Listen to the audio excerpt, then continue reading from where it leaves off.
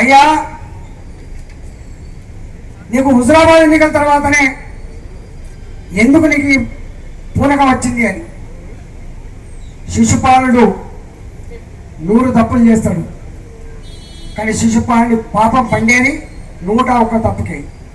101 గెలుపు ఇవాళ హుజరాబాద్ కాబట్టి, 101 సమస్యకు పరిష్కారం హుజరాబాద్ కాబట్టే ఇవాళ హుజరాబాద్ గెలిచిన తర్వాత ఇవాళ మైండ్ బ్లాంక్ అయిపోయి ఏం చేయాలో ఏం చేస్తాడు తోయకి ఇలా ఆ మాట మాట్లాడుతున్నాడు, ఆ పని కూడా చేస్తున్నాడని చెప్పి రఘునాథ్ గారు చెప్పింది కరెక్ట్ అని.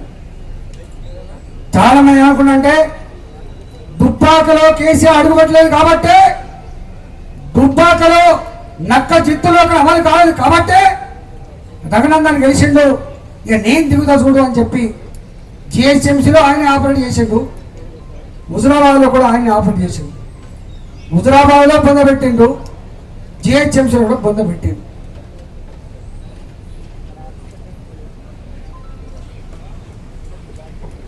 తర్వాత ఆయనకు అర్థమైపోయింది, ఇక నా చిత్తులు, నా ఎత్తులు, నా కుట్రలు, నా మద్యం బాటిళ్ళు, నా తక్కుటమార విద్యలు, నా డబ్బు సంచులు, నా అధికార దుర్వినియోగం, నా పోలీస్ నన్ను రక్షించలేదని చెప్పి అలా భావించిండు కేసీఆర్.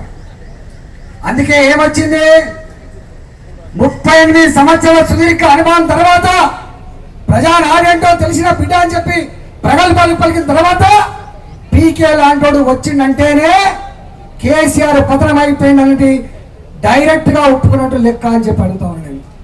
ఎందుకు అక్కడికి వచ్చింది పీకే? ఇక్కడ చెల్లుబాటు నీ ముఖం కావట్లేదు కాబట్టి, ఇక్కడ నీ నూకలు చెల్లినాయి కాబట్టి, రేపు ఈ గడ్డ మీద దగ్గర జెండా కాషాయ జెండా కాబట్టే ఇవాళ పీకే లాంటి వాడు వచ్చిండు. కానీ తెలంగాణ బిడ్డ ఈ పీకేలు గీకలు నడిచేంత ఇవి నడవవు.